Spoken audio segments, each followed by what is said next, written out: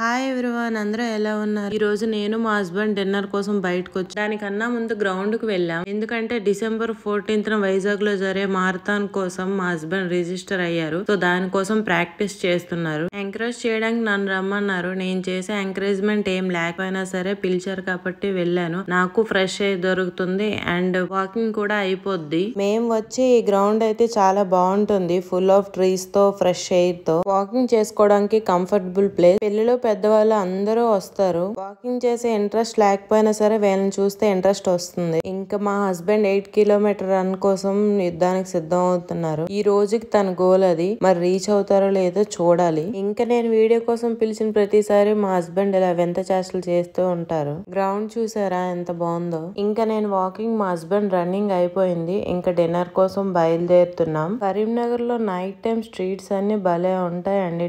Different colour lights తో. Pollution కూడా అంత ఎక్కువ ఉండదు. నైట్ టైం ప్రశాంతంగా ఉంటుంది. ఇంకా మేము మయూరి వెజ్ కి అయితే వచ్చేసాం. మా హస్బెండ్ ఇక్కడే ఎక్కువ ప్రిఫర్ చేస్తారండి, ఎందుకంటే తనకి ఇక్కడే బాగా నచ్చుతాయి అంట. ఇంకా మేమైతే డిన్నర్ కి ఇడ్లీ కారం దోశ, రవ్వ dosa and grape juice order చేసాం. ఈ 3 కంప్లీట్ అయ్యాక ఇడ్లీ సాంబార్ ఆర్డర్ చేసి డిన్నర్ ఫుల్ గా కంప్లీట్ చేసేసాం. డిన్నర్ కంప్లీట్ అయ్యాక ఇంక ఇంటికి వచ్చేసాం. That's it for today.